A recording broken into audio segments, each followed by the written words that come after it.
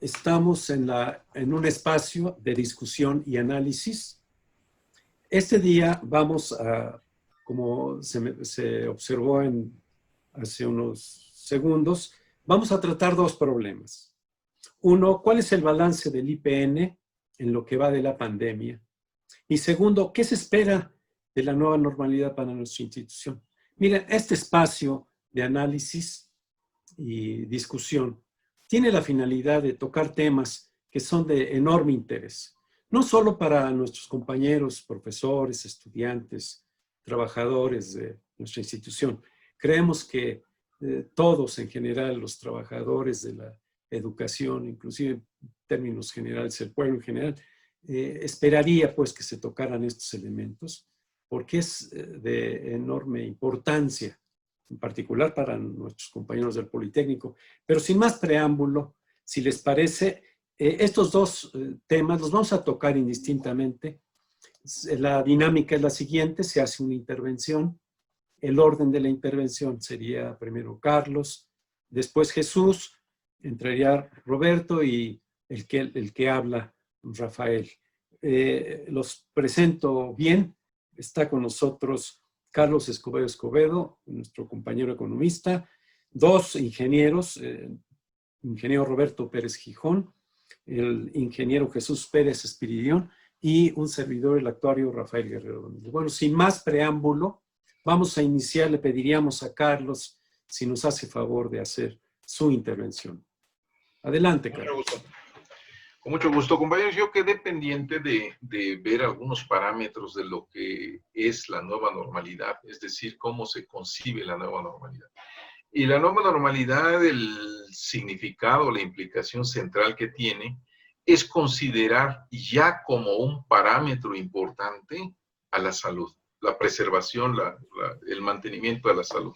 Esto es importante porque con anterioridad se daba por descontado que la salud era un referente existente en el quehacer, en nuestro quehacer. Sin embargo, con la pandemia nos ha puesto, digamos, ha emergido como un parámetro importante. Ahora, esto es la nueva normalidad. Hay muchas opiniones respecto de lo que se considera la nueva normalidad, pero lo importante para nosotros son las implicaciones que tiene en nuestra institución, es decir, las implicaciones que tiene a nivel del Politécnico. Nosotros tenemos la suerte de que tenemos tres áreas básicas de conocimientos. Una de ellas es el área médico-biológica. Y en la nueva normalidad yo creo que una de las cosas importantes que tenemos que ver es el hecho de la instalación o el desarrollo de ciertos protocolos para la preservación de la salud.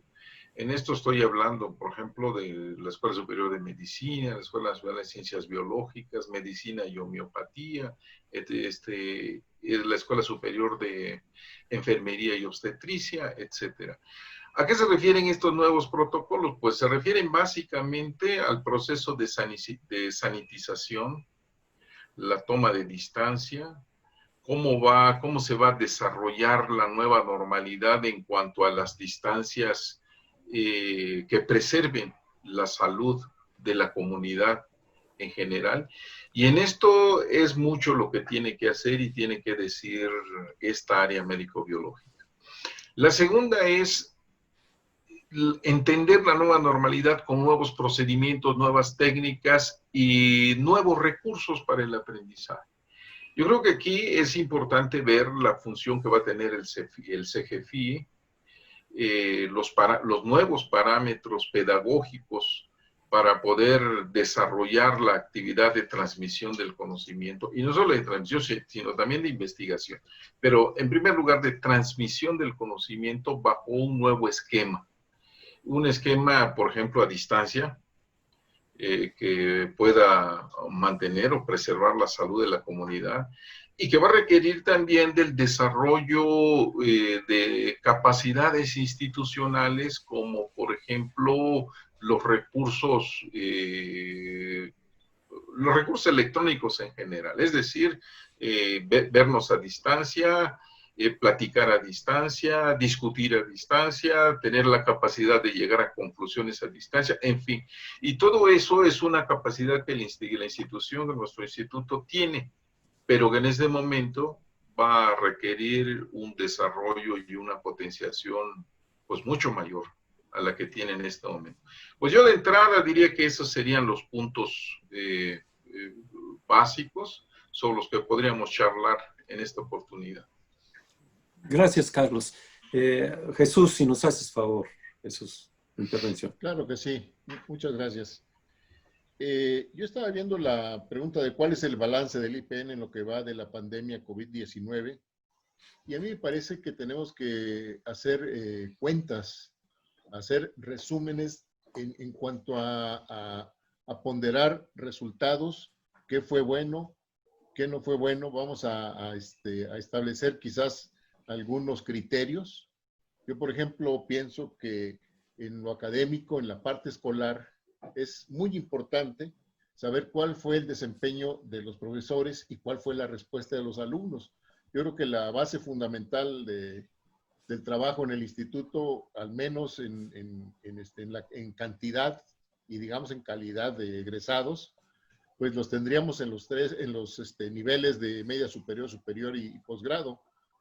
Sin embargo, en la parte de docencia es donde hay más atención a estudiantes y es en donde más fácil podría verse una deficiencia.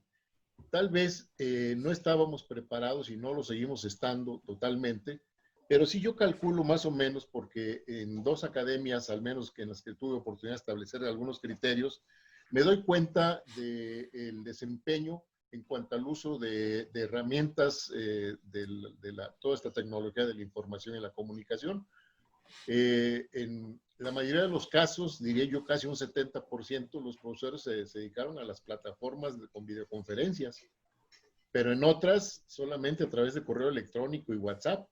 Es decir, que no hay manera de establecer hasta ahorita un criterio en el sentido de cuál es el balance en la parte académica, en la parte escolar. Y tendríamos que ver también al regreso, si vamos a regresar, cuál ha sido las pérdidas que ha tenido la institución en cuanto a docentes, en cuanto a estudiantes, en cuanto a familiares de estudiantes y de docentes. Yo creo que eso es algo importante que hay que tocar. La institución es, en tanto que técnica y de enseñanza tecnológica, es una institución humanista también. Entonces, habría que revisar también esta cuestión en el regreso. ¿Cómo se espera que regresemos? Se mencionó ya la importancia que debe tener la seguridad y la protección tanto de docentes como de alumnos. ¿Cuál es la manera en la que tenemos que regresar? Vamos a tener ahora un sistema mixto de impartición de clases presenciales y aparte impartición de clases a distancia, como se ha estado haciendo en este tiempo, o simplemente va a ser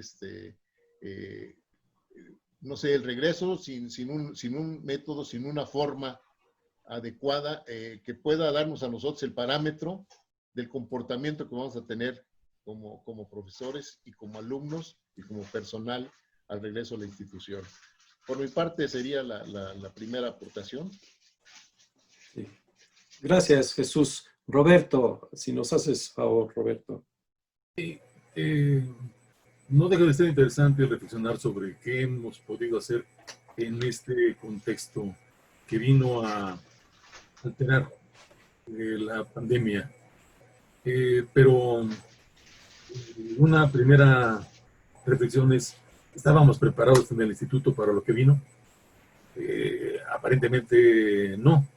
Pero es que vino esto tan deprisa, pero además coincidiendo con otros procesos que estábamos viviendo ya antes de que COVID-19 nos sacudiera. El fin del ciclo del petróleo, que justamente cuando estaba en su efervescencia en los primeros tiempos de la pandemia, pues seguía el precio del petróleo, y se hace evidente que el ciclo del petróleo ya terminó.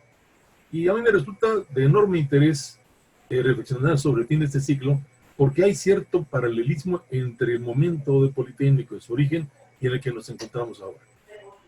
Mira, me parece que esta crisis que provoca el COVID, como otras crisis, da paso a que aceleremos la necesidad de algunos cambios. Alguna lectura que encontré por ahí dice que nos obligó a incorporarnos a las innovaciones tecnológicas en varios aspectos de la actividad productiva, pero concretamente en la docencia de 5 a 3 años. Como que nos obligó aceleradamente a involucrarnos en otro modelo de docencia, que de no haber sido por la necesidad de salir de COVID, lo habríamos visto con más detenimiento, con más calma. Pero aquí me parece que es necesarísimo hacer un reconocimiento a nuestros compañeros, por lo que sabemos en la comunicación con nuestros colegas y lo que se lee en los medios, pues la necesidad de que se desmovilizara el instituto y eso que muchos no pudieran llevarse sus computadoras del cubículo y se fueron como estaban. Y sin embargo, han hecho su mejor esfuerzo para darle continuidad a la docencia, adoptando, queriendo y no, más que por fuerza que por amor, las opciones que ofrece la educación a distancia y de las que no éramos conocedores más que por referencia, pero nos hemos metido en eso. He escuchado lo que ha dicho Jesús de cómo ya es un experto en este asunto del Zoom. Nuestro compañero Guerrero también ya es una chuchacura en estas cosas. Carlito seguramente pronto será un habilidoso operador de estas cuestiones. Entonces, me parece que el acercarnos al tema de la salida de COVID-19 nos va a hacer ver hasta positivamente que esto haya llegado y que nos haya obligado a replantearnos la docencia, la investigación y la extensión. Porque pues se da cuando estamos enfrentando también la acelerada automatización, que encubierta por las presiones de la paralización, el retomar la actividad de muchas empresas, encubre que muchos trabajadores van a quedar fuera, no porque no sean útiles, sino porque se pone muy a modo la modernización de las empresas, incorporando nuevas tecnologías y desplazando a nuestros trabajadores. Las crisis han servido para eso. Se siente menos mal que se encubra en todo este ambiente grave de la pandemia y que se resignen a que se acabó el empleo. Ya no hay más.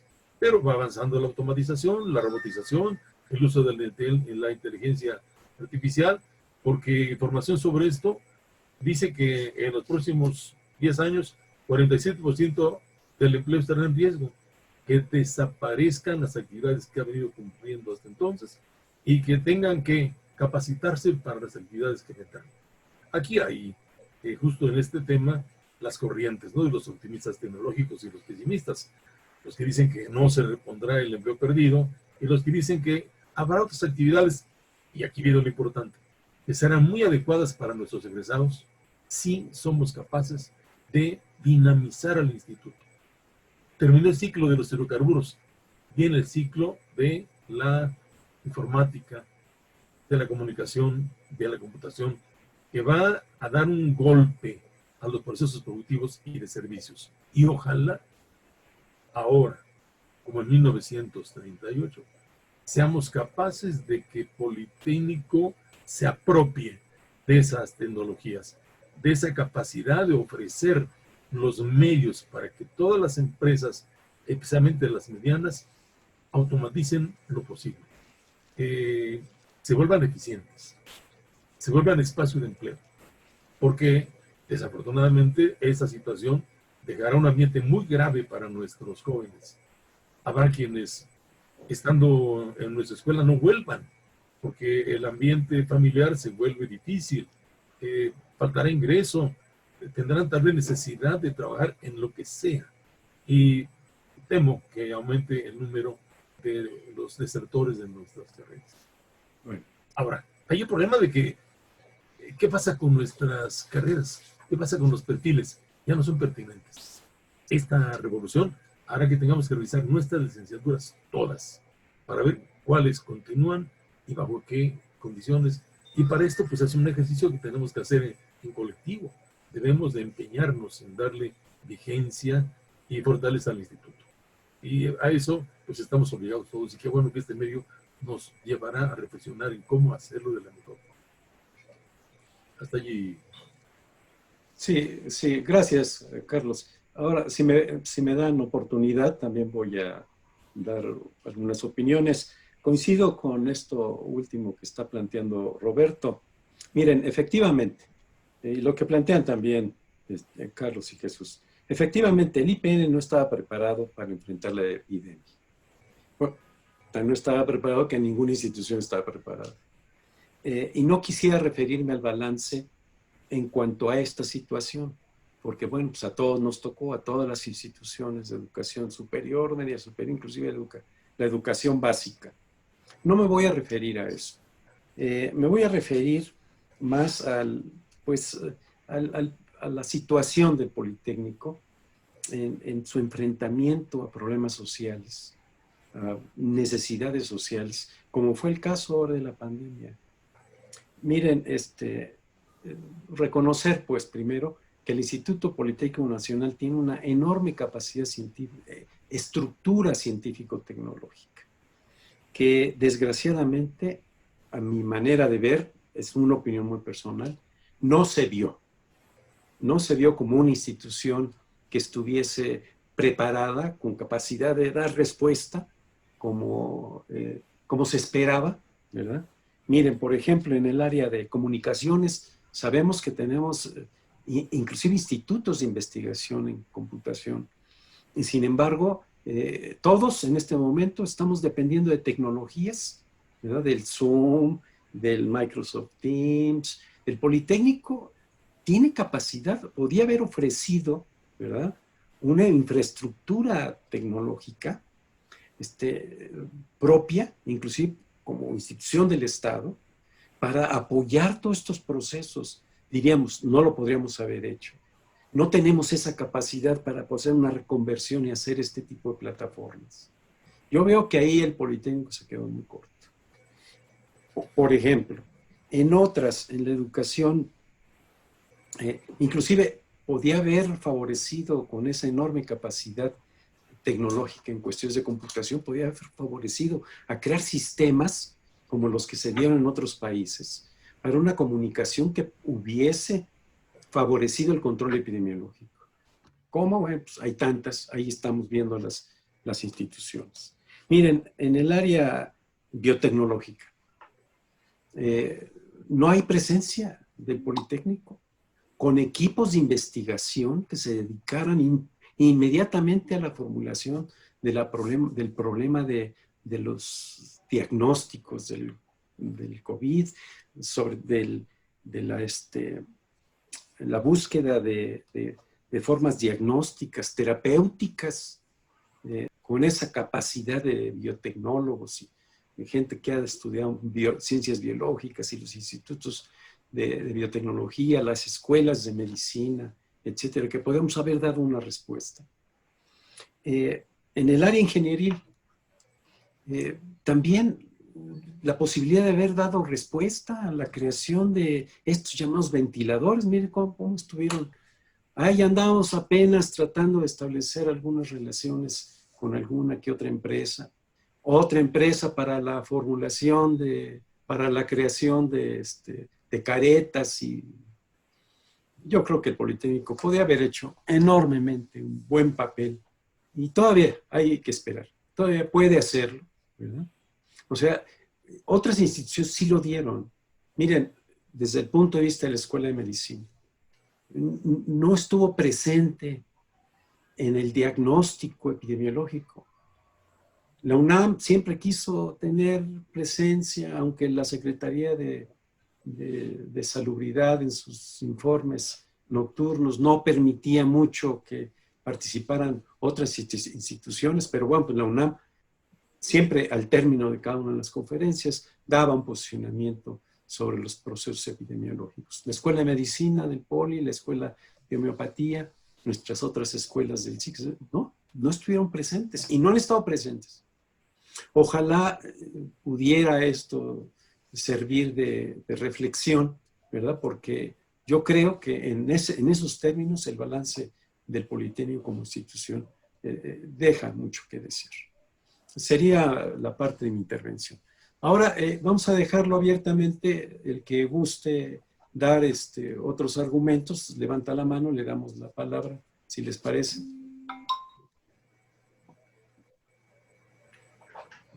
Sí, Carlos. Yo quería mencionar, Rafael, que efectivamente yo coincido con lo que mencionas, pero podríamos jalar un poquito el balance hacia la actualidad. Hay todavía mucho que hacer. Hay todavía mucho que hacer en el sentido de, por ejemplo, precisar algunas características fundamentales de lo que es esta enfermedad, cómo se transmite, cuál es el riesgo que implica, cuáles son los sectores de mayor riesgo, en fin, de modo que a partir de todos esos parámetros pudiésemos nosotros desarrollar un protocolo de procedimiento al interior de la institución y socializarlo, vamos a decirlo así, también con otras instituciones, de modo que pueda hacer un aporte institucional a esta nueva normalidad que estamos ya vislumbrando, ¿sí? Es decir, algunos parámetros que nosotros pudiésemos desarrollar al interior de la institución, que poderlos socializar con otros que pudieran tener características semejantes. Eso sería lo primero. Lo segundo que me parece muy importante, y también aquí hay una gran capacidad institucional, es sobre la cuestión de la pedagogía, es decir, cómo estamos ya vislumbrando el quehacer académico en un contexto de nueva normalidad, ¿no? Hay en algunos casos en los que se ha dicho que, bueno, va a ser necesario, por ejemplo, que los pupitres se separen, tener una distancia mayor. ¿Cuáles son las implicaciones que eso va a tener para con el trabajo que tradicionalmente venimos llevando a cabo? Es decir, grupos de 30, 40, 50 alumnos en ocasiones. ¿Qué implicaciones va a tener? Se va a desplazar el énfasis, por ejemplo, hacia el trabajo a distancia, por ejemplo. Todos estos elementos, todos estos parámetros, no sería conveniente que los fuéramos nosotros sistematizando y englobando en un periodo de transición, por ejemplo. Es decir, cómo vemos nosotros al instituto para 2023, 2024, y en el transcurso de 2020 y 2021 ir renovando la expectativa de cómo queremos llegar y cómo queremos aterrizar hacia eso. De modo que yo quería hacer este aporte, esta reflexión. Me parece que la moneda está todavía en el aire, ¿sí?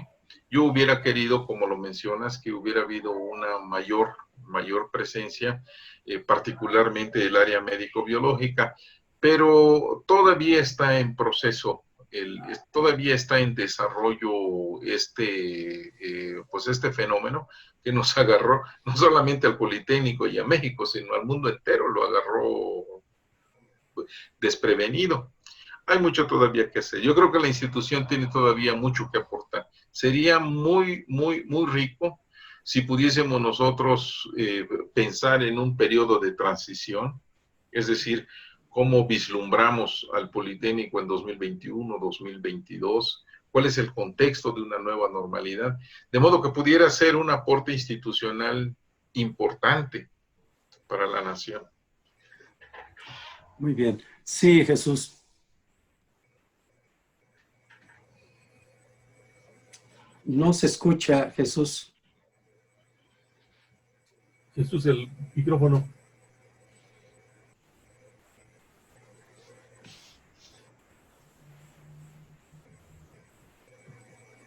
Micrófono, Jesús.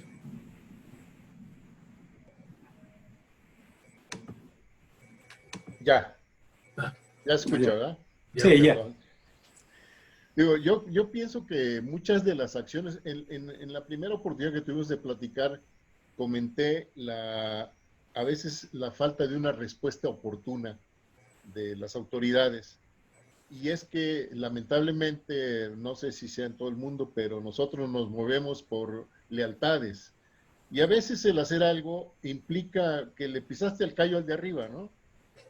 En el caso de nosotros cuatro somos tan libres que estamos aquí reunidos platicando con conocimiento de muchas cuestiones y estamos aventurando algunas posiciones que yo creo que son importantes.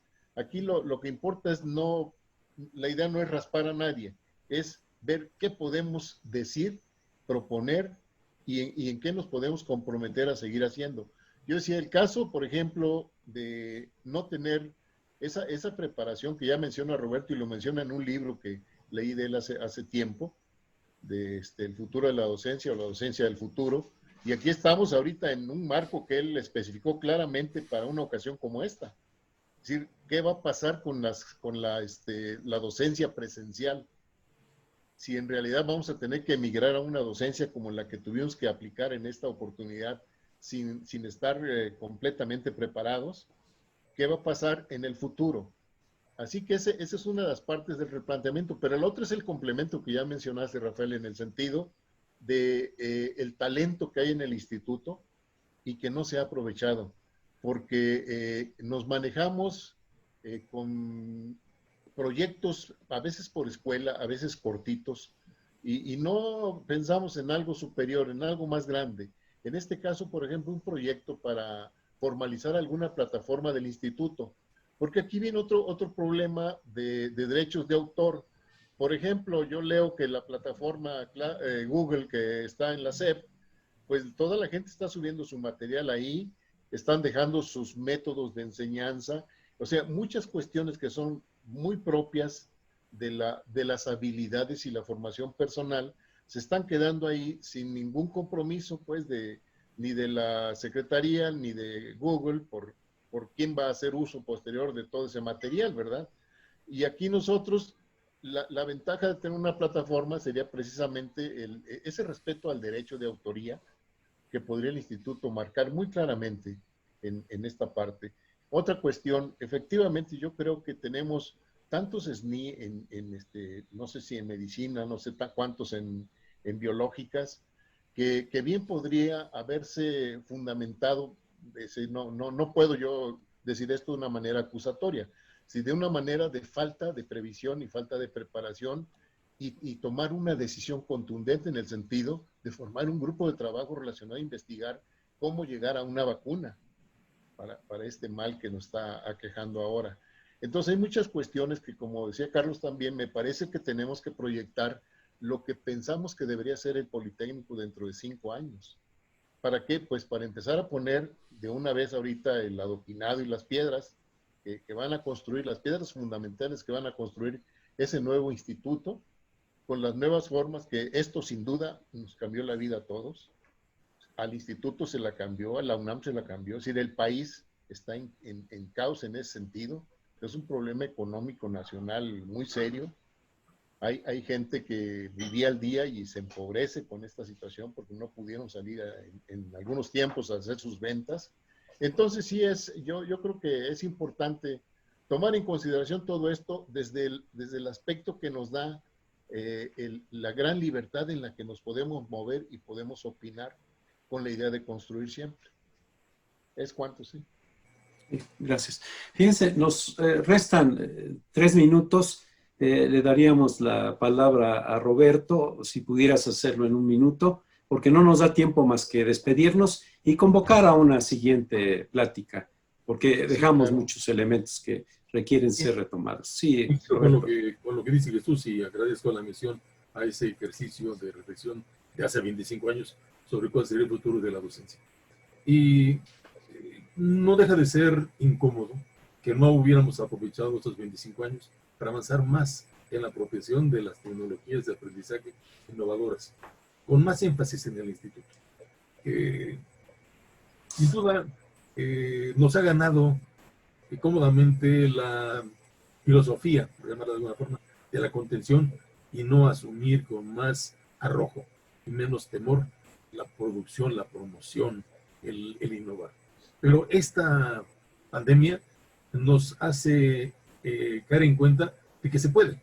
Leí una experiencia de profesoras de educación básica que dicen qué bueno que la computadora nos permite comunicarnos con las compañeras, no tener miedo, discutir cómo hacer que la clase a través de la computadora le entiendan mejor y conocer a nuestros alumnos, aunque sea a través de la pantalla. las maestras de básica encontraron eso. Vamos a darnos la oportunidad también de nosotros de valorar estas tecnologías y de empeñarnos en una serie de propuestas innovadoras, novedosas, que nos hagan cubrir eso que quedó implícito en lo que hemos dicho. ¿Por qué la SEP recurrió a esa empresa? Pues porque Politécnico en su momento no la hizo, no la propuso. Vamos a corregir ese vacío, a hacer la propuesta para que la SEP nos encargue el software para que la educación en esa vía mixta sea hecha con la propuesta que hagamos desde el Politécnico. Bueno, sí, muy bien. Miren, yo diría que cerramos esta primer charla. Nos convocaríamos para ya sea continuar con este tema u otros, porque hay mucha tela de donde cortar y analizar y discutir.